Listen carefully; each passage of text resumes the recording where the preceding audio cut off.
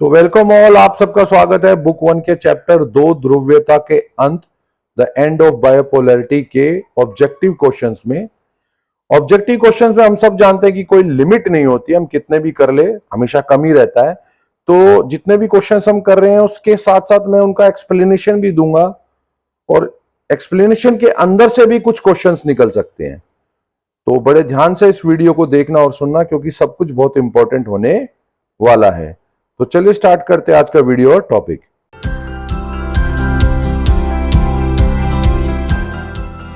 पहला क्वेश्चन, रूस में साम्यवादी क्रांति कब हुई? तो इसका ऑप्शन होगा बी 1917। दूसरा क्वेश्चन, निम्नलिखित में से कौन सा कथन शॉक थेरेपी का परिणाम नहीं था?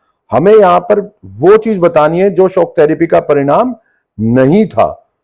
तो समाज कल्याण की व्यवस्था ये था, उद्योगों को बेचा गया निजी हाथों में, ये भी था। रूबल में नाटकीय वृद्धि, देखो वृद्धि नहीं हुई थी, गिरावट हुई थी। तो हमारा ऑप्शन होगा सी आंसर। नेक्स्ट क्वेश्चन, निम्नलिखित में से कौन सा कथन सोवियत संघ के विघटन का परिणाम नहीं था? नए देशों का उदय हुआ था, रूस महाशक्ति के रूप में उभरा, ये ऑप्शन नहीं था क्योंकि रूस बहुत कमजोर हो गया था। तो ऑप्शन बी हमारा करेक्ट आंसर होगा। नेक्स्ट क्वेश्चन, निम्नलिखित में से कौन सा एक बाल्टिक गणराज्य नहीं है? तो एस्टोनिया है, लातविया है, यूक्रेन नहीं है, लिथुआनिया, ये तीनों जो है बाल्टिक गणराज्य हैं। सोवियत प्रणाली किस विचारधारा पर आधारित थी? याद रखना यहां बहुत ज्यादा कंफ्यूजन रहती है, हमेशा साम्यवादी विचारधारा को प्राथमिकता देनी है। आप ग्रेजुएशन में जाएंगे आगे तो आपके सामने क्वेश्चन आ जाता है साम्यवाद और समाजवाद में अंतर। तो कई जगह समाजवादी को ऑप्शन चुनते हैं। जब तक हमारे सामने साम्यवादी रहेगा, जब तक सोवियत प्रणाली साम्यवादी का ही ऑप्शन को हम करेक्ट करेंगे। बर्लिन की दीवार को किस वर्ष गिराया गया या कौन सी तारीख को भी गिराया गया? तो ये आएगा 9 नवंबर 1989। तो डेट के साथ ईयर को भी याद रखना है हमें। नेक्स्ट है, सोवियत संघ का उत्तराधिकारी किसे स्वीकार किया गया? तो रूस को स्वीकार किया गया। सारे अंतरराष्ट्रीय समझौते और करार रूस का ही दायित्व था उनको निभाना सोवियत संघ के नाम पर। यहां तक कि सोवियत संघ के सभी परमाणु हथियार भी रूस को दे दिए गए। नेक्स्ट है, रूस के किन दो गणराज्यों में अलगाववादी आंदोलन चले? ये बहुत बार क्वेश्चन आया है। तो ऑप्शन बी, चेचनिया और दागिस्तान में जो रूस के अंदर के दो क्षेत्र हैं या दो गणराज्य हैं, इनमें अलगाववादी आंदोलन चले। चेकोस्लोवाकिया का वो भाग जो दो भागों में बट गया या दो देशों में बट गया, तो ये आएगा चेक गणराज्य और स्लोवाकिया गणराज्य। ये ऑप्शन ए होगा। यहां मैं ये भी बता दूं कि जो पूर्वी यूरोप के देश थे जो इनमें साम्यवादी व्यवस्था चल रही थी, जब सोवियत संघ का विघटन हुआ तो ये केवल एक चेकोस्लोवाकिया ऐसा देश है जो शांतिपूर्वक दो भागों में बट गया, चेक गणराज्य और स्लोवाकिया गणराज्य, शांतिपूर्वक। यहां मैं बिल्कुल कह रहा हूं पीसफुल तरीके से। बाकी जितने भी साम्यवादी व्यवस्था थी पूर्वी यूरोप की, वहां हर तरह से किसी न किसी तरह से कह लो हिंसक अलगाववादी आंदोलन चले।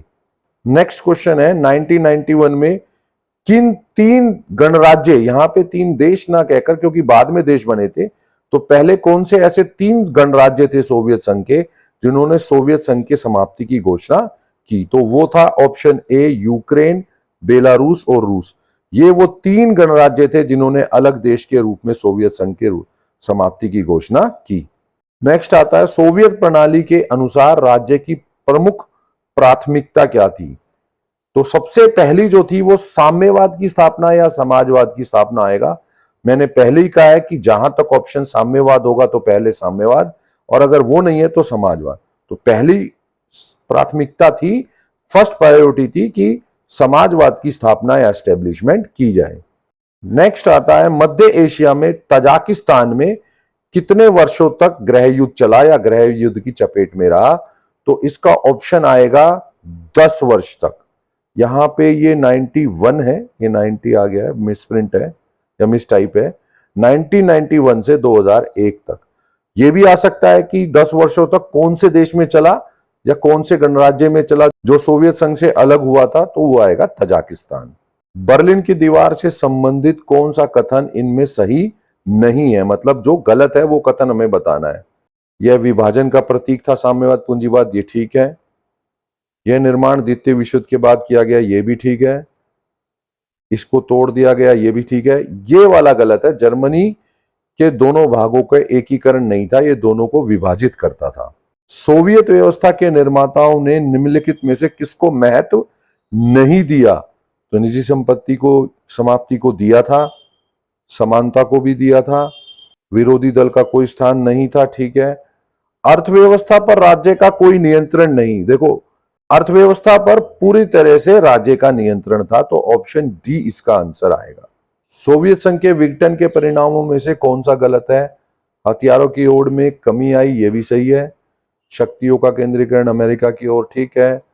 सोवियत संघ का विघटन हुआ, विश्व युद्ध की शुरुआत, तो ये ऑप्शन हमारा आंसर होगा, ऑप्शन डी, विश्व युद्ध की शुरुआत नहीं हुई थी। पेस्ट्रोई का पुनर्गठन, ग्लासनोस्ट खुलेपन की नीति का संबंध किस नेता से है? तो गोर्बाचोव इसका आंसर है।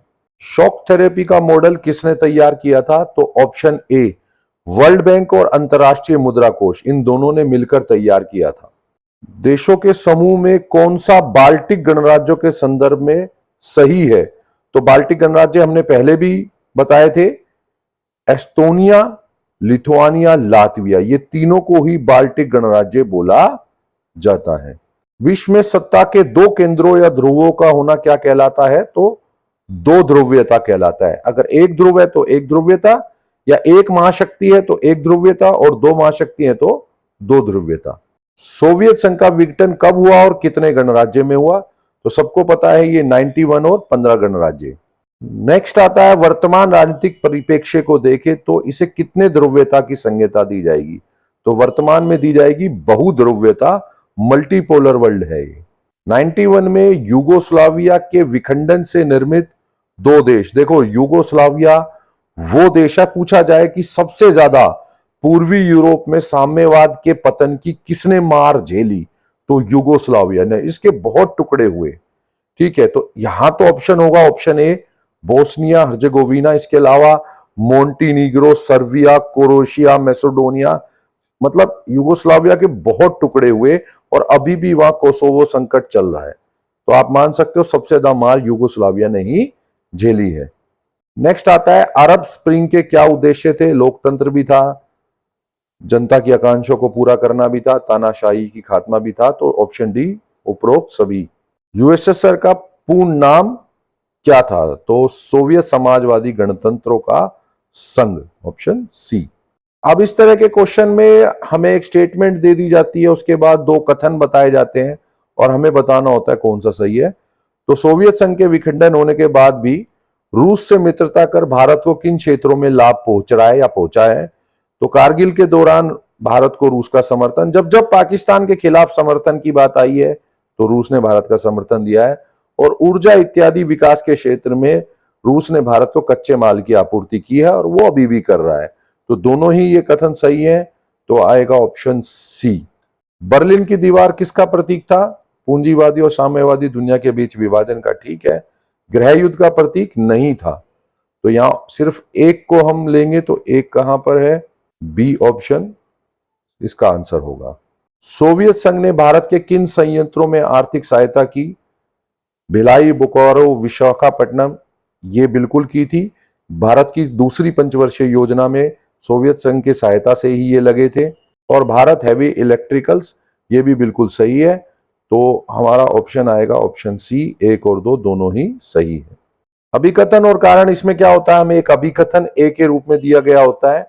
इसमें है, शॉक थेरेपी की मान्यता यह थी कि मिल्कियत का सबसे प्रभावी रूप निजी स्वामित्व होगा, और कारण में उसका स्पष्टीकरण होता है और हमें बताना होता है कि क्या ये स्पष्टीकरण बिल्कुल सही है कि नहीं। राज्य की संपदा के निजीकरण और व्यावसायिक स्वामित्व के ढांचे को तुरंत अपनाने की बात शामिल थी, तो यहाँ बिल्कुल सही बात है, तो इसका होगा ऑप्शन ए आंसर। यहाँ ये क्वेश्चन नंबर हटा देंगे क्योंकि हम सीरियल से नहीं चल रहे हैं। तो नेक्स्ट आता है कि बर्लिन के दीवार के संबंध में कौन से अभिकथन और कारण को हमें देखना है। 1991 में, देखो सीधी सी बात है, 1991 में बर्लिन की दीवार नहीं बनी थी, तो ये पश्चिमी जर्मनी पूर्वी जर्मनी वाली बात तो ठीक है, पर ये 91 में नहीं बनी थी। और दूसरा कथन ये बिल्कुल सही है। तो हमारे सामने आएगा ए गलत है और आर सही है, तो ये आएगा ऑप्शन सी। यहां आप मुझे ये भी कमेंट बॉक्स में बताइए कि बर्लिन की दीवार कब बनाई गई थी। नेक्स्ट आएगा मिलान करो, तो मिखाइल गोर्बाचोव, आर्थिक और राजनीतिक सुधार इन्होंने किए होगा, तो ये 3 हो जाएगा। शॉक थेरेपी, आर्थिक मॉडल की शुरुआत, ये हो जाएगा। रूस सोवियत संघ का उत्तराधिकारी। वार्सा पैक्ट, ये एक सैन्य समझौता था। वार्सा पैक्ट 1955 में हुआ था। ये पूरी तरह से सोवियत संघ ने बनाया था। अरब स्प्रिंग शब्द का प्रयोग किसके लिए किया जाता है? 18वीं 19वीं 20वीं नहीं, 21वीं शताब्दी में जो अरब स्प्रिंग हुई थी, तो जो क्रांति हुई थी अरब देशों में, उनके लिए। तो उपरोक्त में से कोई नहीं इसका आंसर होगा। 2009 में अरब स्प्रिंग आंदोलन बाद में बदल गया एक राजनीतिक आंदोलन, तो ये ऑप्शन सी होगा इसका आंसर। ट्यूनीशिया के आरंभ में जो ये क्रांति हुई, ये किसके विरोध में हुई? तानाशाही, मानवाधिकार उल्लंघन, ये भी है। राजनीतिक भ्रष्टाचार, बेरोजगारी, बिल्कुल ठीक है। बदहाल अर्थव्यवस्था, स्थानीय, तो उपरोक्त सभी इसका आंसर आएगा। होस्नी मुबारक का संबंध किस देश की सत्ता से है? तो वो है सी, मिस्र। अरब स्प्रिंग क्रांति का प्रभाव किन क्षेत्रों में देखा जा सकता है? यमन, सीरिया, लीबिया, सभी, तो उपरोक्त सभी इसका आंसर होगा। उस सोवियत नेता का नाम बताइए जिसने 91 में तख्ता पलट का सामना किया या सामना करना पड़ा था, तो आएगा ऑप्शन बी, मिखाइल गोर्बाचोव। कौन सा देश दूसरी दुनिया से है? देखो, पहली दुनिया, दूसरी दुनिया और तीसरी दुनिया, इसके ऊपर बहुत इंपॉर्टेंट है, क्वेश्चन आता है, जरूर आता है। तो इसके ऊपर मैंने एक बहुत अच्छी वीडियो बनाई है, उसका जो लिंक है मैं आई बटन में दे रहा हूं, काट दे रहा हूं आई बटन में। आप उसको बड़े ध्यान से देखना और उसके बाद आपको ये टॉपिक पूरी तरह क्लियर हो जाएगा। तो दूसरी दुनिया की जहां तक बात है, उसे साम्यवादी देशों से बोला जाता है, तो यहां ऑप्शन सी, चीन होगा। सोवियत संघ में किस दल का शासन था? तो कम्युनिस्ट पार्टी का। कितने गणराज्य? पहले ही बताया था, 15 गणराज्य। गोर्बाचोव सोवियत संघ की कम्युनिस्ट पार्टी के महासचिव कब बने? तो 1980 के मध्य दशक में बने। सीआईएस का पूर्ण नाम? कॉमनवेल्थ ऑफ इंडिपेंडेंट स्टेट्स, तो ऑप्शन बी। जनता की पुकार, शासन का खात्मा हो, यह नारा अरब स्प्रिंग, अरब क्रांति का है। अरब स्प्रिंग के प्रमुख कारण? आर्थिक असंतोष और असमानता, तानाशाही, मानवाधिकार, ये सभी आएंगे, तो उपरोक्त सभी। बोरिस येल्सिन रूस के राष्ट्रपति कब बने? तो 1991। हंगरी में जन विद्रोह के दमन संकट में शामिल थे 1956, तो निकिता खुश्चेव। गोर्बाचोव ने सोवियत संघ के राष्ट्रपति पद से कब इस्तीफा दिया? 25 दिसंबर 1991, ऑप्शन बी इसका आंसर होगा। इनमें से कौन सा सोवियत संघ के विघटन का परिणाम नहीं है? ये हम पहले भी कर चुके हैं, लेकिन यहां पर ऑप्शंस बदल गए हैं, तो इसका आंसर होगा मध्य पूर्व में संकट सोवियत संघ के विघटन का परिणाम नहीं था। सोवियत संघ के विघटन के 7 साल बाद किस गणराज्य में हिंदुस्तानी फिल्में बहुत अधिक प्रसिद्ध हुई? ये बहुत इंपॉर्टेंट है, तो ऑप्शन बी, उज्बेकिस्तान में भारतीय हिंदी फिल्म और हिंदी फिल्मों के हीरो हीरोइन के बहुत ज्यादा फैंस पाए जाते हैं।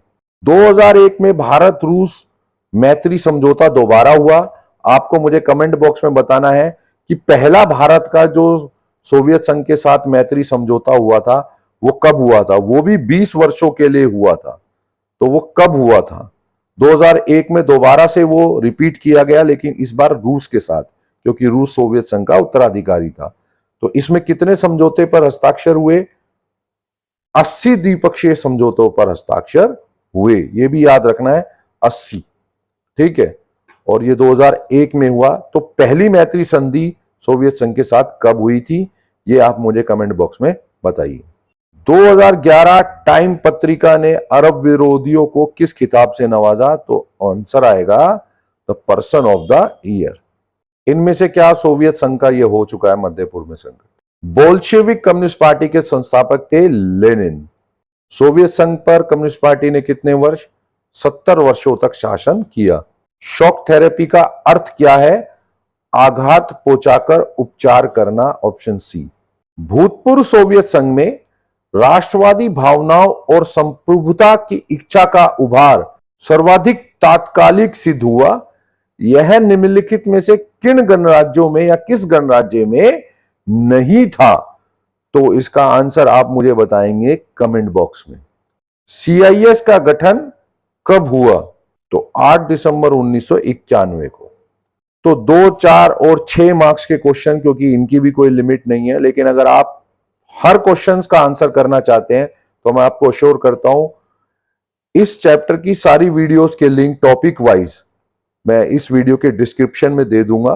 ठीक है, तो आप अगर उन सब वीडियोस को एक बार ढंग से देख लेंगे तो आप सब क्वेश्चंस का आंसर कर पाएंगे, चाहे वो 2 हो, 4 हो या 6 हो। तो सभी के लिंक मैं डिस्क्रिप्शन में दे दूंगा। आगे भी वीडियोस आती रहेंगी तो उसके लिए सब्सक्राइब जरूर करिएगा, लाइक शेयर जरूर करिएगा। Thank you for watching. जल्दी मिलेंगे अगले वीडियो में।